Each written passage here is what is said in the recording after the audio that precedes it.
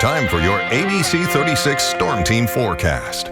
With plenty of moisture around and a frontal system to our south, that has set the stage for another afternoon of scattered showers and storms across central and eastern Kentucky. And those daily storm chances remain, but I think we'll be a little higher on Thursday as the frontal system moves in.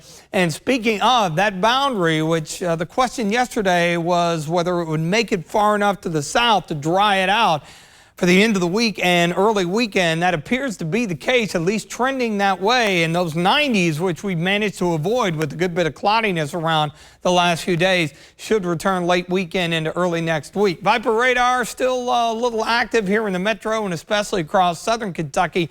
Rain's ending here in Lexington, but this heavy rain producing cell right over North Middletown there in southeastern Bourbon County, about to skip over along the Nicholas and Montgomery County line, should pass to the north of Mount Sterling if it holds together farther south. Pockets of heavy rain, Anvil there south of McKee in Jackson County, and then stretching into northern Laurel, also east of Island City, and then down south of Bush, in between Bush and Woolham there into parts of Laurel County. And then this stuff's really beginning to weaken out.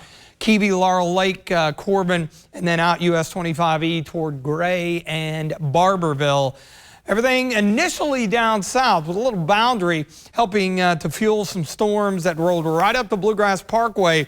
Heavy rain out of Bluegrass Airport. In fact, between 4 and 4:30, nearly a half an inch of rain. That's how heavily the rain was falling. And these are slow movers, of course. Now, it looks dark as you look north in front of the Montgomery County Courthouse in Mount Sterling, because that's where those storms are located off to your northwest. But it's dry and sunny and 82.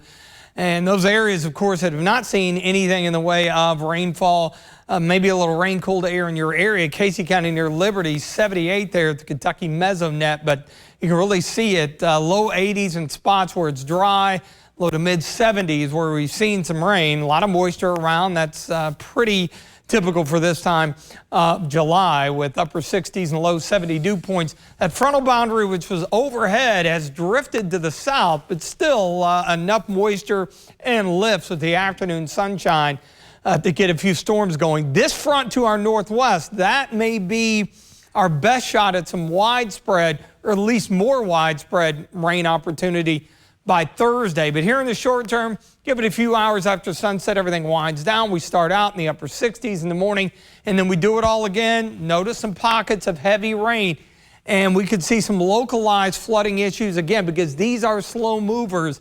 The upper level flow running parallel to that boundary, so no wind to really drive these things out in a hurry, and so they kind of pop up and rain heavily over a particular area, and that can create some issues. Notice how we up the chances Thursday with that front arriving, and then Friday, Saturday, we're going to drop things off. I think a lot of the weekend may end up being dry.